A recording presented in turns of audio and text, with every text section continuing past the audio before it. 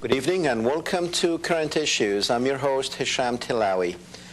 Our guest in the second hour, ladies and gentlemen, is Fred Burks, who also joined us in the first hour for a fascinating interview. For those of you who just joining us, let me introduce Fred Burks again. Fred Burks, before resigning from the United States Department in 2004, due to excessive secrecy demands, Fred Burks served for many years as a language interpreter for presidents and other dignitaries. He interpreted for Bush, Clinton, Gore, Cheney, and many other top officials of the United States and other countries. Having participated in numerous secret meetings where the only people allowed were the principals and their interpreters, he has acquired important inside information and contacts. Fred has dedicated himself both to getting the word out about the cover-ups and to inspiring others to help transform ourselves and our world through love and empowerment. He is currently the manager and coordinator of wanttoknow.info. wanttoknow.info. Welcome back to the show, Fred. Thanks, Hesham. It's great to be back. And I just want to mention I'm very sad that Sarah Krishnar was not able to be on as scheduled, and I understand she had some problems. But I'm happy to be here and back again for a second hour. Thanks. Thank you. Actually, I wanted to say thank you for being graciously accepting to fill in at a time of need. It's my pleasure. Thanks. Fred, let me go back to what I kind of started at the end of the last hour, which is with the end of the Cold War. Now, if we go back, we know the world was divided into about three different areas. One, it was what we called the free world, and then we had of course, the communist world, and then we had those who were non-aligned, and even with those who were non-aligned, they were kind of jumping the fence here now and then. Now, after the Cold World War, and after, it lasted for a long time, people were kind of naked again, and the only thing they have to look at is who they are and what they are. And because before, during the Cold War, they were basically either in the Soviet Union camp, and they were known and identified, and their identity was belonged to the Eastern Bloc. And then we had the other people who supposedly were in the free, and the others who were in kind of in between. But then after all that, then we found ourselves, okay, who we are, and who we are basically what we are, basically the cultures that we come from. And the only way, I don't want to sound like Huntington with his book of Clash of Civilizations, but we have to create, it's like the world or the government or whoever is in control has to create an animosity somewhere, and fear, actually, and not just animosity, but mainly fear of something, so they can continue profiting, as you mentioned, with the military-industrial thing. And then I look at the world and I see the Chinese, we could not mess with them because number one, they're tough, we couldn't do it, and number two, they are far away. The only ones that we could play with, actually, is the Muslims. And we chose to instigate a problem with the Muslims. Now, the problem is, even though this was political and pre-designed to actually create this enemy out of non-enemy, because Islam and Muslims were not an enemy of the United States or the West, but the West and the United States are doing a darn good job in antagonizing and inciting this hatred towards the United States and the West. Do you see it that way? Well, I very much see a lot of things similar to what you're sharing. Basically, I like to really look at the big picture, not focus just so much on the current events. And yes, the current events are important, but if we look through the ages, and we're talking centuries and millennia, there always has been the tool of divide and conquer that is used by those in power to keep themselves in power. And as you were saying, I totally agree that fear is one of the best ways to keep control and keep power. If you keep people in fear, then they look to you for support. They look to people above them. They look for hierarchical answers. And I think a lot of this comes down to hierarchical thinking. And so I would actually highly recommend that if you get a chance and go to wanttoknow.info, look on the left side for a link to something called A Brighter Future. Because in that document, it talks about some of the things we're talking about here. It starts off with the current situation, and I just want to read you one sentence from that document. It talks about the power elites and says, their primary means for establishing control are through promoting fear, secrecy, and polarization, and through distracting people from their deeper purpose in life. And I really think it's not just about now. It's been throughout history. You can find any ruling class, any power elite. And I'm not saying that all power elite are evil. There are definitely factions within the power elite. But the ones who are doing the most manipulating are doing it through promoting fear, secrecy, and polarization. Okay. And that's exactly what's happening here. After the communists were out, of course, we all remember how when we were young, we always felt the world could blow up at any time. But suddenly the Berlin Wall came down and Russia fell apart, and we all felt safe for a moment. And then 9/11. And so what's the purpose behind 9/11? Yes, to create fear, find a new enemy, which is they're all the time trying to deny it's the Muslims, and it's so clear through the press, through all innuendo and everything else, that they're trying to make out the, Muslim terrorists to be the next evil empire. Now, if you do remember, before 9/11, if you asked anyone on the street, probably 1 out of 1,000 might know something about Islam and Muslims. But now, probably you're not going to find anyone in the United States who does not know something negative about Muslims and Islam. Yep. That's right. That is a collective hate that is basically going to transform into a collective action against something that was not true, something that was created by the elites, by the powers, by the media. And then once we are in the middle of it, just like we are in Iraq now, once we are in the middle of what's going on in Iraq, we're looking around us and we're saying, you know what, we really screwed up. Why do I really fear that we are going to continue with this fear against the Muslims and continue with this collective hatred against the Muslims until we do something. And then once we find out what Islam and Muslims are really all about, we're going to look back at ourselves. That's if we can do that and say, we screwed up. I mean, how many times are we going to screw up and say, whoops, sorry? We're not even sorry. We're not even saying sorry now about Iraq. Well, I'll tell you, Hesham, actually, I believe that it's not quite as bad as maybe many people might think. Yes, there's lots of terrible things going on in the world. But I'll tell you, I think that the human family is slowly growing up. And one of the things that's helping is people are becoming more and more educated about what's going on in the world. The Internet is an incredibly powerful new tool where anybody who wants to know what's going on and is willing to put a little bit of time and effort into it can actually start seeing some of what's really happening behind the scenes. And because of this, I think many, many more people are awake and aware than you might ever imagine. You may have heard the most recent poll said that 42% of the people believe that the reason oil prices are going down now is because it's to help the Republicans win. But that's just... That sounds like a pretty good reason.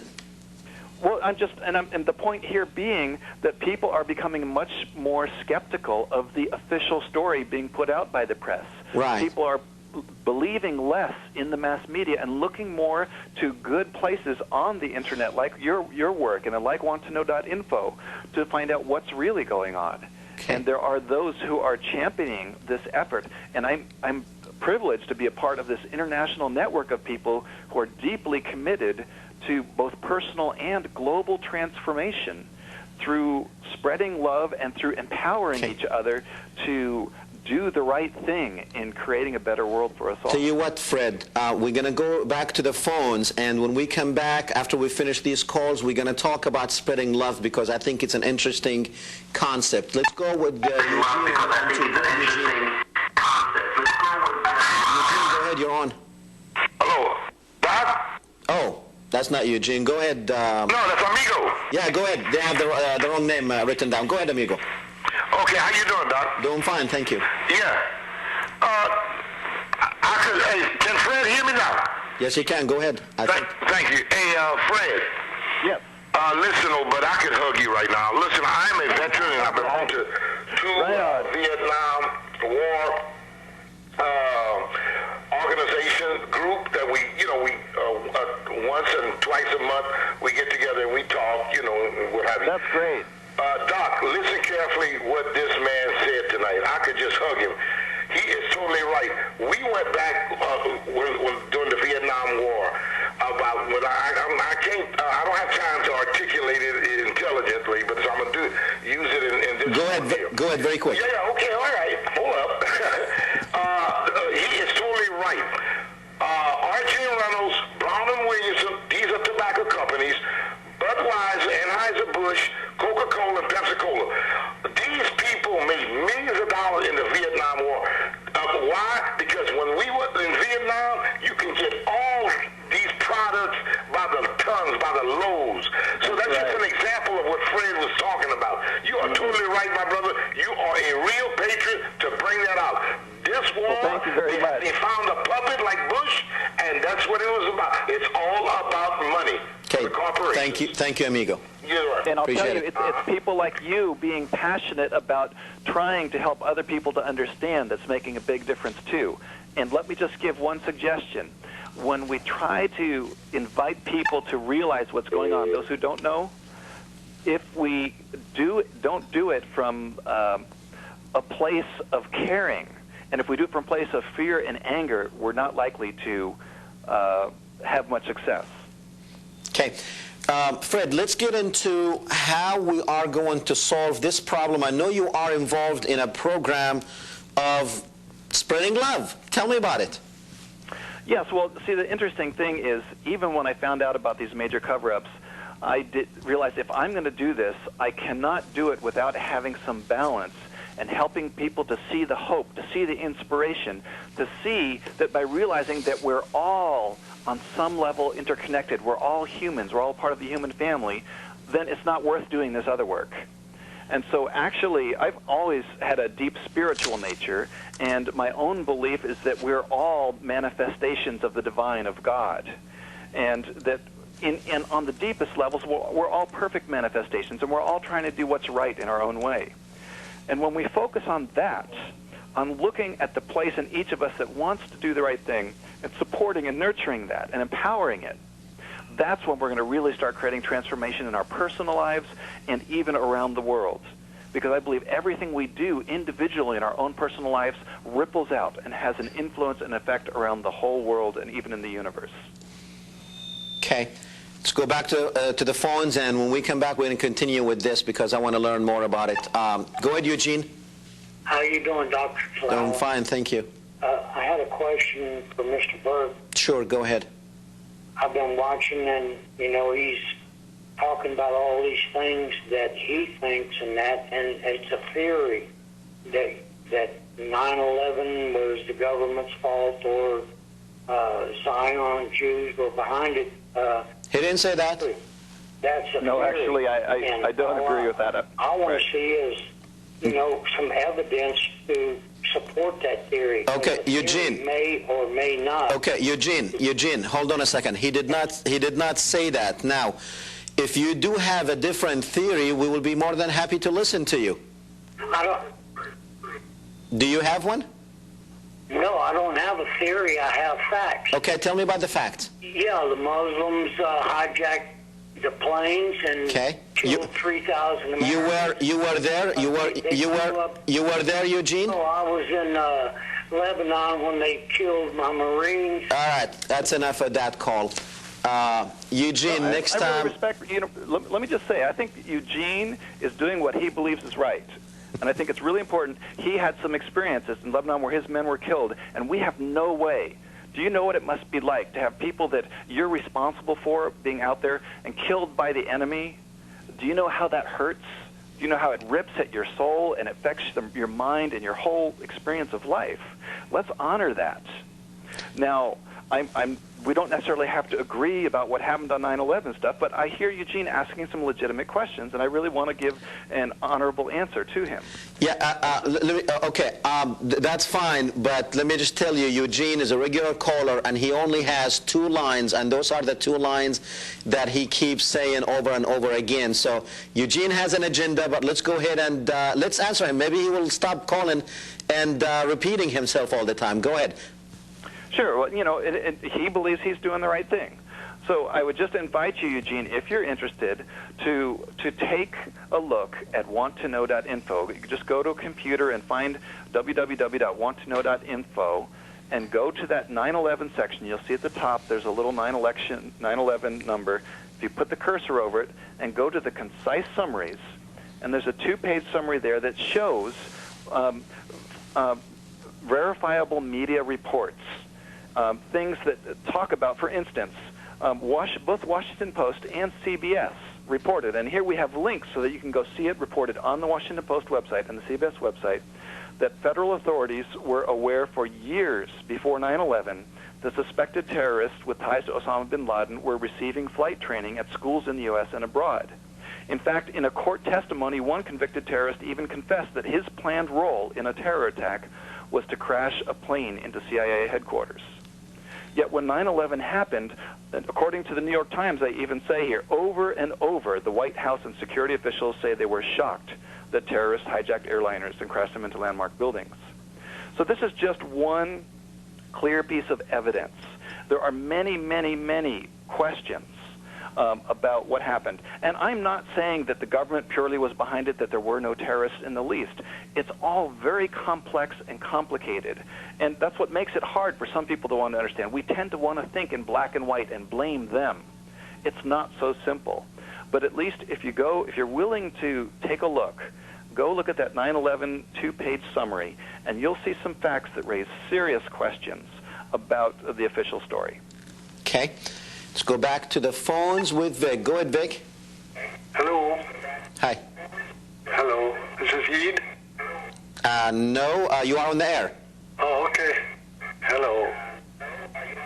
Yes, go ahead. Do you have a question? No, just a comment. Go ahead. Okay. This is one of the... Oh, and the other guy's still talking. Turn your TV down or your computer down. I'll go in the other room. Or go in the other room. That's a good idea. Okay. Just hurry up. You in the air. Okay. I just want to say that Senator Vandenberg at the end of World War II, he said to Harry Truman, if you want to keep this country on a military economy, you've got to scare the hell out of people, and that's worked effectively ever since that time. And now that communism is dead, terrorism fits in there perfectly in the equation. And as far as not believing in what the government is doing, when I lived in Hawaii in 1980, a high-ranking military officer came to a group of us, we were in a peace group, and he said, I no longer believe in what my country is doing, but I don't have the courage to act out. So he invited us to go into a nuclear war policy room in Camp Smith on Ash Wednesday and put ashes on the wall, which we did. He brought us right onto the base, because at that time there were 40,000 targets in the Soviet Union, and there was only 200 cities with 1 million population. So the utter devastation of the country. So this officer had the courage to say, I no longer believe in what my country is doing.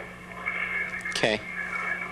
That's great. Thank you, Vic. Okay. Thanks. Yeah, thank you for your efforts. I think it is so crucial that people stand up for what they believe in, whatever it is that they believe in, and do the right thing, and that we each try to educate ourselves and recognize that we're dealing with humans and that every human is fallible. We all have our weak points, but when we focus on supporting each other and empowering each other to do the right thing, that's when we're going to see some big shifts. And there are, even among the power elite, some very good people. There's factions fighting among the power elite, and some are much more interested in promoting their own interests than others. And some of the people who are thinking more globally are there trying to help. And so there is a lot of good news out there, too, in spite of all that we're seeing on television and radio. Okay. Fred, the government has been known, and I had a couple of guests here. One of them was last Thursday, who said that he went through an experiment of mind control by the government, and I know you have done some research on that subject. Can you just tell us briefly what you think this mind control, what the purpose of them, who's doing it, and why are we doing it? Well, let me just mention that this is a very complex and complicated topic, mind control, and yet for those who are really interested in going deep into the cover-ups, mind control is absolutely a key to understanding how some of these things are manipulated. And let me just give a simple example. If you go again to wanttoknow.info, there's a section on mind control. And this is all based on reliable, verifiable information. We always give our sources. I want to read you one short paragraph from a CIA document dated February 10th, 1954. You can find this document, an entire copy of it, on the internet. You can actually order it, which I did. You can order it through the Freedom of Information Act from the CIA. And we give you directions on how you can do that to prove all of this. So here it is. This document describes an experiment on the creation of unsuspecting assassins. It says, just so you know, all names are whited out. So if I say whited out, that means that it's just the name of a person. Miss Whited Out was instructed, having expressed a fear of firearms, that she would use every method at her disposal to awaken Miss Whited Out, who is now in hypnotic sleep. Both of these women are hypnotized. One of them is in a hypnotic sleep, and the other has just been instructed that she would use every method at her disposal to awaken this woman. So I'll continue. It says, failing this, she would pick up a pistol and fire it at Miss Whited Out. And remember, she's terrified of firearms. If you read the document that talks about this. She was instructed that she would not hesitate to kill Whited Out. Miss Whited Out carried out these suggestions, including firing the gun, which was unloaded, at Whited Out, and then proceeded to fall into a deep sleep. After proper suggestions were made, both were awakened. Miss Whited Out expressed absolute denial that the foregoing sequence had happened. So you see, this woman was hypnotized, and under hypnosis, she was made to pick up a gun when actually in her life she'd never touched a gun and had incredible fear of them. She picked up the gun, which she did not know. She thought it was loaded, actually was not. And because she was instructed under hypnosis to shoot this woman if she didn't wake up, she actually pulled the trigger. So this is an example of the kind of mind control projects that were going on in 1954.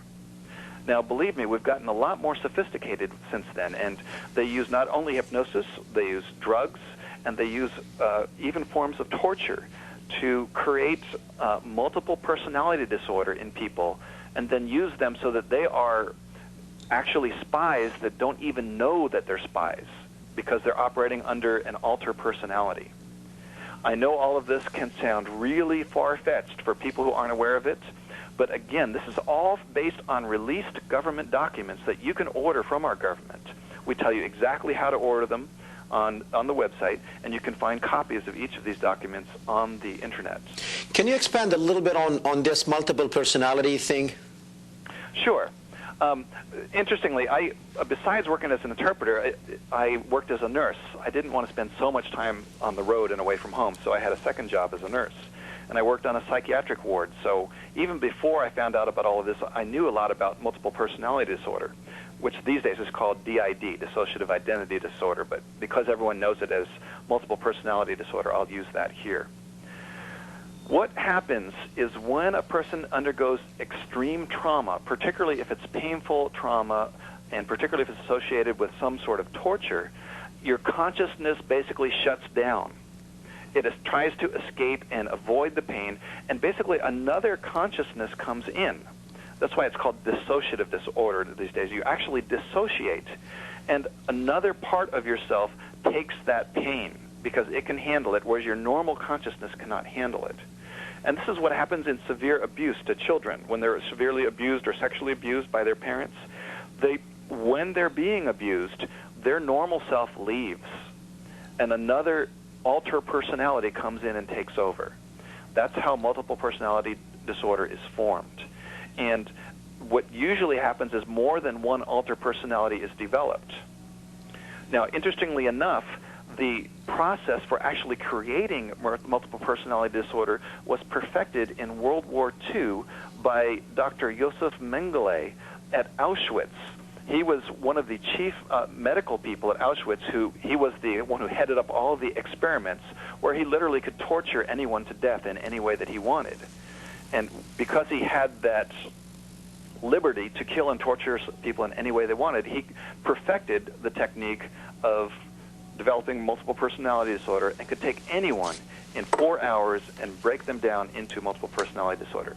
Again, I know this sounds really gruesome, and I don't even like to talk about it that much, but for those who really want to know, you can go in and learn a lot about these things through our website. This could be, as, I mean, if we are to talk about it as an applied science, it could actually be a form of designing people for special purposes, correct? Absolutely.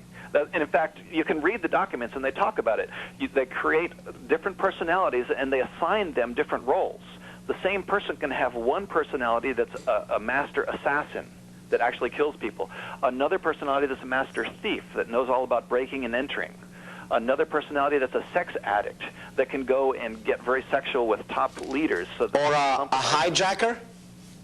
Sure, exactly. A suicide bomber?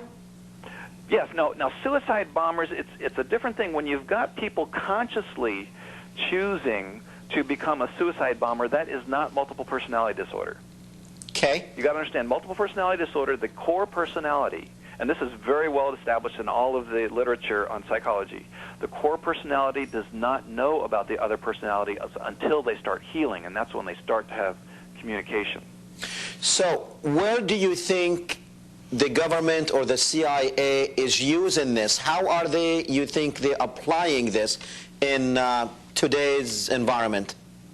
Well, let me say that this is the part where we have only conjecture, because anything that's been actually used in operation, they are never going to release. And in fact, the vast majority of the files on mind control, 98 to 99% of them, were all destroyed by the head of the CIA before he left. He heard there was going to be a congressional investigation. He destroyed them, and they admitted in court that they destroyed all the documents. And any documents that are about using this operationally, where they've actually done things, they are never going to let that out unless there's a huge outcry from all of the people that everything has to be declassified, and that's what I'm working towards. So operationally, we can only have conjecture. We actually do have a few people who are survivors of mind control programs who have now come out and talked about what they did. So we know some of that. And in fact, if you go to wanttoknow.info and go, again, across the top, you have 9/11, mass media, health, war, inspiration, because we feel inspiration is important too, elections, energy, mind control, and other. If you place your cursor over the mind control section and go to concise summaries, there's one titled Nation Betrayed, A Survivor's Story. This is a woman who I've been in personal contact with who was taken into these programs and was programmed as a multiple personality disorder. She tells you in her book all about the things that she was made to do when she was not even aware of it, because it was these alter personalities, about how she healed and everything that happened. And we have a 10-page summary of her book on our website, in addition to instructions on how to order that book. Do you remember what was it that she was supposed to do or done? Well, all of these people had multiple tasks, and so she talks about a number of her tasks, but one of the main things is she was serving basically as a sex servant for some top politicians, and you can read about some of those stories, and it's quite fascinating. One of the ways they get politicians to be compliant is you have blackmail. And so what they'll do, if they have a politician every politician who's going to move up to high levels, they try to profile what is the sexual type that they like, what is the hair type, the face type, and all of this. And then they'll find somebody who matches among their super spies. We call them super spies, that are spies who don't even know they're spies. They will go in and get them into compromising positions. The cameras will be rolling, and then they have blackmail to use at any time in the future when they need to keep this politician in line.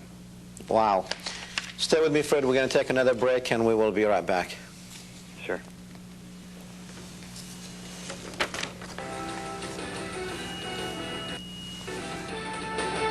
Are you there, Hesham?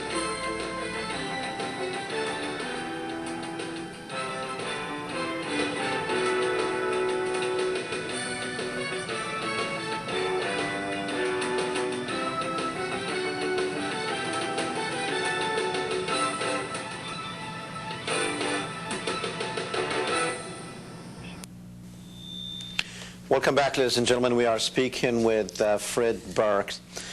Fred, I want to go back to what can people do to form this collective positiveness. I don't want to keep calling it love, love, love, sure, because people might think we're running an escort service here. Right.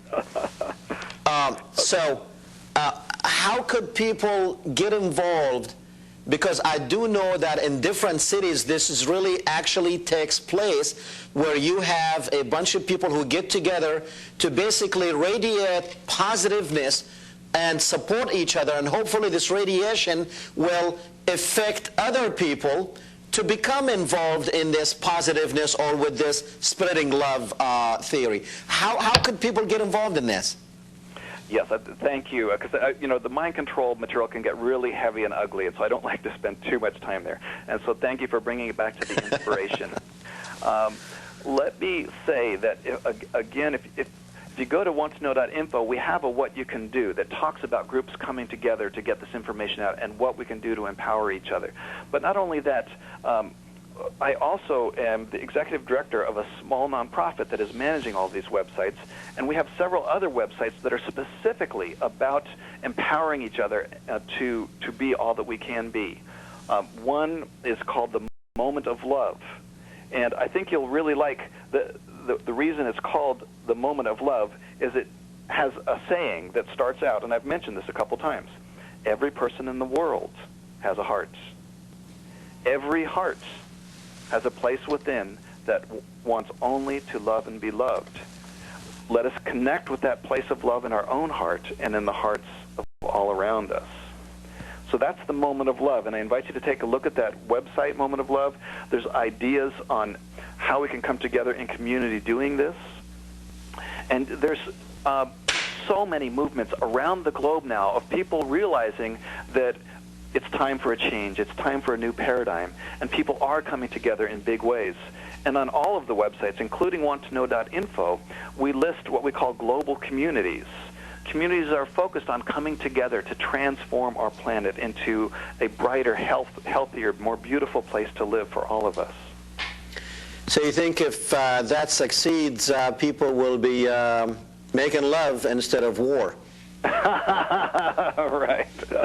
Well, you know, it's not quite so dramatic. I think what I am hoping happens is that people realize by choosing not to look at what's going on, by not wanting to know, we're actually giving power to the dark hidden forces within ourselves and out in the world. Once we choose to take the difficult step of actually looking what's going on, even though it may be uncomfortable, like talking about the mind control stuff, that can bring up a lot of discomfort.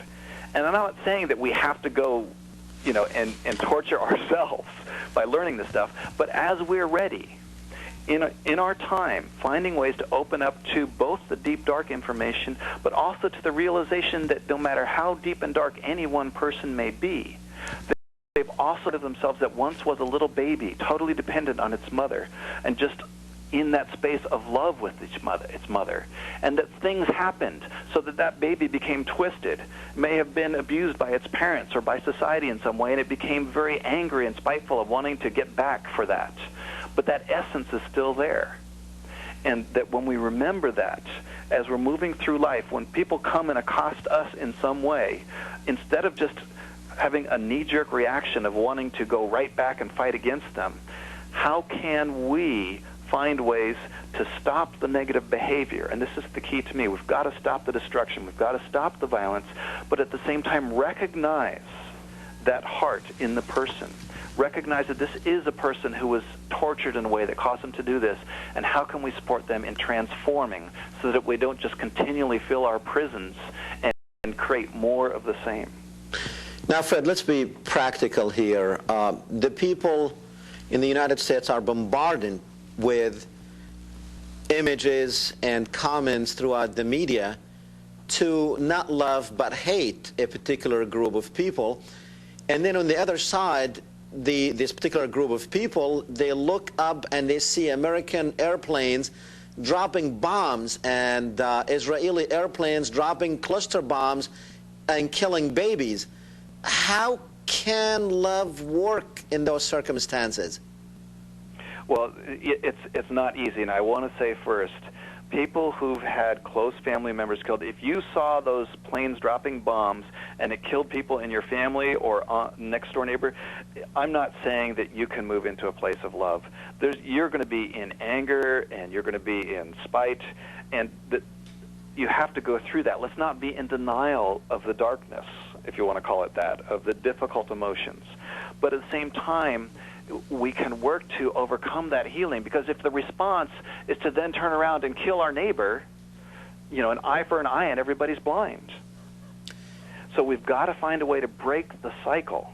There's a cycle that's been going on here for millennia. The toys for destruction have gotten much bigger now, and it's much more impersonal, so that the destruction looks a lot bigger, and it certainly is. But the basic emotions that are driving all of this, the basic manipulations of those people in power who are wanting to serve their own interests, are pretty much the same. And we've got to change the emotions. We've got to change our connection with each other if we're going to turn this whole thing around. Let's just change the subject a little bit. What are we accomplishing in Iraq? Well, I mean, to me, this is pretty clearly part of an agenda to keep us in that state of war and fear, and to keep the polarization going. Of course, Iraq is helping. A lot of Americans are blind to the fact that the vast majority of Iraqis, what the recent polls show, that over 80% wanted immediate withdrawal of American troops. But the people who are keeping their eyes closed don't even know that, and don't even really want to know that. But the great thing, Hesham, is more and more people do want to know now. You're finding that ever more people are saying, wait a minute, this is too crazy, and saying, I do want to know what's going on. And the Internet is helping us to connect with each other and to work together to change and bring in a new paradigm, a different way of doing all of this. So, again, what have we accomplished? What were our objectives, and what have we accomplished? Well, to me, I have to talk about it on a deeper level. You see, as long as people are in denial, it's just going to get worse. And so what's happening is, because people have been in denial, it's allowing craziness like this to happen. The only thing we're accomplishing is the objectives of those who are in power, which is wanting to create that polarization and anger, and wanting to pour huge amounts of money into the military-industrial complex. Well, what happened to the good old American spirit and American hearts? What happened to all that? Well, this is what's happening. This is where I'm saying more and more people are waking up, because there are a lot of really good people in this nation. And they can be blind to a point, but when it gets so blatant as it's becoming in Iraq, and especially if they even think about going into Iran, these good people can no longer, in any good faith, keep their eyes closed. They're being forced to open it. And because of this, I think we're starting to see some big changes. What are our options in Iraq? Well, the options are infinite, and I think it's up to us, all of us, to put pressure on the politicians and on the media to start talking about the real problems, what's going on, and about this polarization that's happening. There's been very, very few articles. Everybody knows about divide and conquer. We learned that in school. But why is that not being applied in our media to what's going on here? Why are we not educating people around the world through our media to the deeper conflicts and how we can create real transformation? And the answer to that is the media is still controlled by the power elite. And when all of us decide that we want to change the paradigm on the planet, the rulers will change too. It has to come. But we've got to first get the people really rallied around, it's time for a new way, it's time for a new paradigm.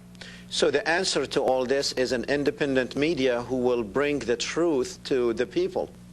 And it's happening. The Internet right now is the independent media. You've heard about these indie media sites where anyone can post articles. There's all sorts of things happening, and as the mainstream media loses its prestige, people are looking for something new, and it's already there.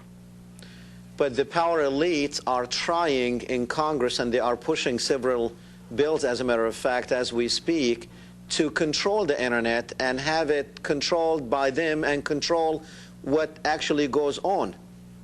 Of course. The people who are in power and wanting to stay there and not wanting to let other people come up, want to stop that. In fact, BBC News, if you go to the home page of wanttoknow.info, it says, did you know that BBC News has exposed plans of the U.S. military to, in quotes, provide maximum control of the Internet, as detailed in a declassified secret Pentagon document signed by the U.S. Secretary of Defense, Donald Rumsfeld, in 2003. So, of course, they're going to do everything they can to keep us focused on polarization. But eventually, once the people really shift, the leaders are going to have to lose power. Look how many people have already been kicked out. It's just a matter of time until Donald Rumsfeld and some of these others are going to be forced to step down. And it's because people are waking up and because people are deciding that we can make a difference, every one of us. Speaking of Donald Rumsfeld, on your website, a CBS News report quotes U.S. Secretary of Defense Rumsfeld saying, according to some estimates, we cannot track $2.3 trillion in transactions. That is 8,000 for every man, woman, and child in America. How in the world can we lose $2.3 trillion not knowing where they went? Well, now, the more important question is, why doesn't anybody know about this? It was reported on CBS News, but why wasn't it reported in every media and the front page headlines? Government cannot track $2.3 trillion, acknowledged by our own Secretary of Defense. That's the big question. And so, in fact, I invite you, go to the home page, and you'll see it's the second one under Did You Know, which you just read, Hesham, there. Click on that link, and you'll see that a number of media have actually reported this, but it was on page B27 when it should have been front page headlines on number one. So isn't that incredible that this has been in the news, but it was not considered important enough to put it on the front page?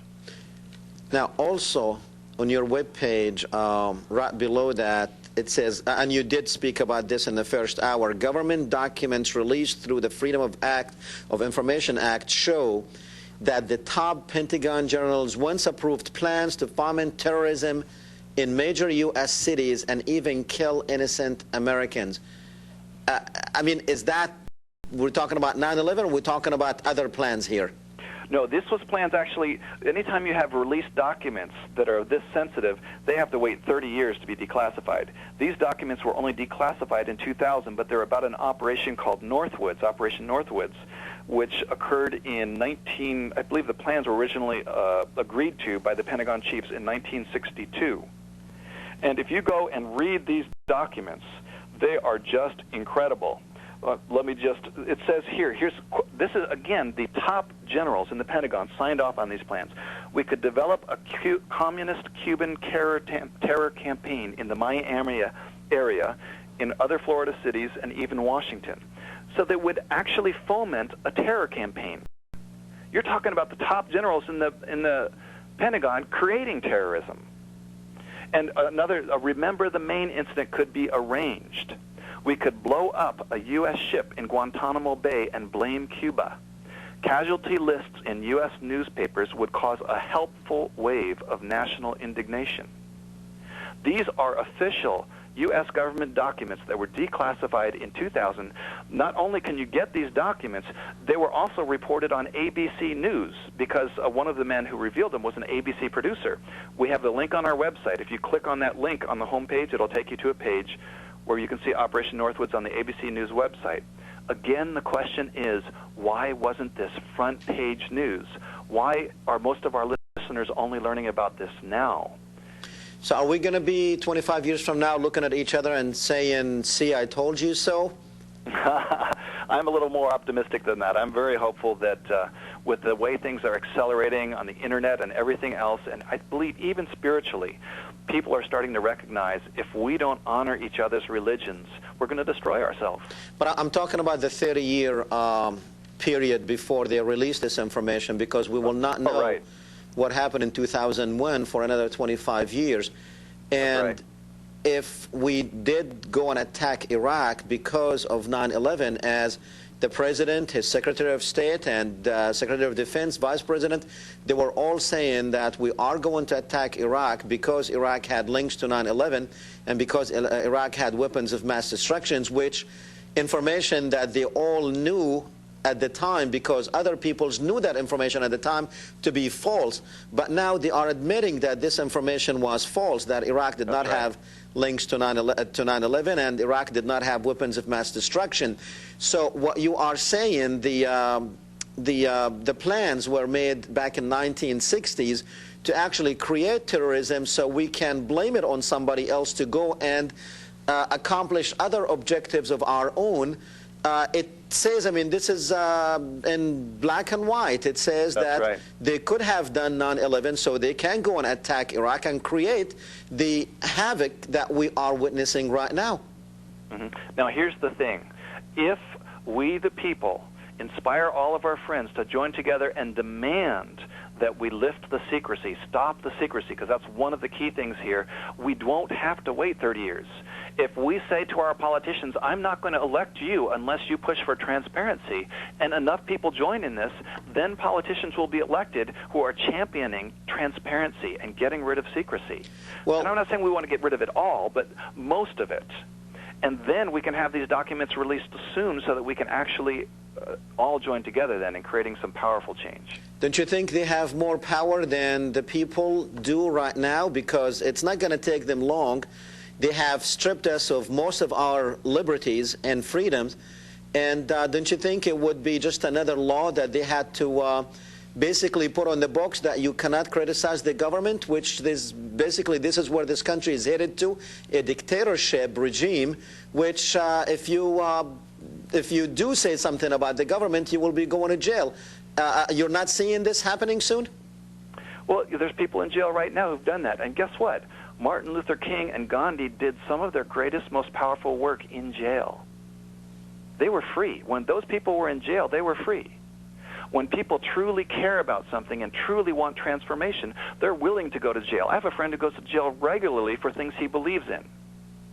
If I end up in jail, I'm going to do my best from there to do some great work. Yeah, but you will be in there with all the ones who are like-minded, and then the people who will be left on the outside, the majority of people, they don't want to go to jail, and so they will just say, look, you know, go with the flow. And was Martin Luther King able to run an impressive, powerful movement from behind bars? Was Gandhi able to run a huge movement that toppled the British Empire from India many times from behind bars? Absolutely. So I'm not saying that it takes that. I'm not saying that everybody needs to go to jail. But I'm talking specifically to those people who feel it in their hearts that they know they want to do the right thing, and they're willing even to go to jail for that. It's time for those people to stand up. I'm standing up now. I didn't know what was going to happen when I testified in Indonesia. All sorts of things could have happened. I'm amazed that I never have been bothered once about that. Do you think maybe they are just waiting for the right moment? No. I think they know that I honestly believe we're all on the same team. And I know this may sound really strange, but as I mentioned earlier, my own spiritual beliefs, we are all manifestations of God. And that we're actually all brothers and sisters in God. Every religion, every person. And the people who are monitoring me know that I believe that, know that I actually can connect with their hearts and feel a place of love for them and want to invite them to join in all of us. We're already on the same team. And I know what I'm saying is kind of radical, but this is truly where I come from, and it's what inspires me to move and excite people about joining together in creating powerful transformation. I know Fred, we can and will change. We have a few moments left. Today is the, I don't know, I haven't talked to you about this before, and I haven't seen any of your writing or know your opinion about this. Today makes the 6th anniversary of the Palestinian Intifada. And isn't it time that the world get together and solve this problem for the Palestinians and the Israelis where people can live in peace? Well, yeah, I do think that the Palestinians seem to be, and the Israeli conflict seems to almost be a cornerstone of sort of representing what's happening in the world. And yes, if it's one of the most polarized regions, because the Palestinians, I'd say 90% of them literally hate the Israelis, and the Israelis, 90% of them hate the Palestinians. But guess what? The percentage that see beyond that is growing every day. And you were going to have a woman on who is an example of that. Unfortunately, she couldn't make it today. She's a Jew who is working to bring people together. And there's all sorts of wonderful people like that who are willing to face all sorts of things to bring people together and realize this is not working. And so, yes, I believe let's focus on creating healing in Palestine and Israel. But let's also bring that to the whole world. When each of us makes changes in ourselves and stops looking at other people as the enemy, that's when we're creating a ripple that joins with all of the other ripples and creates a wave of transformation around the planet. You know, unfortunately, Sarah could not be with us. Hopefully, we will have her here next week. But it is a group, it's a segment of Judaism that is not covered well in the media, where a lot of people think all Jews agree with what Israel is doing to the Palestinians, but yet we find groups like Sarah's group who actually believe the opposite, is don't do it in our name, and also they feel that as Jews they are being played into this game that they even don't have control of. That's right. And but at the same time, we found there's enough Jews out there who actually believe in what Israel is doing. And with the United States, you know, being supposedly the mediator, but, you know, with the United States policy being controlled, as Walt and Mersheimer have indicated. Of course, we're not gonna go deep into that. That's we do have that stuff on our website. That's like an ambush journalism to you, and that's not what I wanted to talk to you about. But it's kind of just a conversation head into that area. Do you think if we solve the Palestinian-Israeli conflict, that we might solve other conflicts in the world? I'll tell you, and you're talking here to a person who's been on a deep spiritual path my whole life. I think when we resolve the problems inside of ourselves, that's when we're going to see things start resolving out in the world.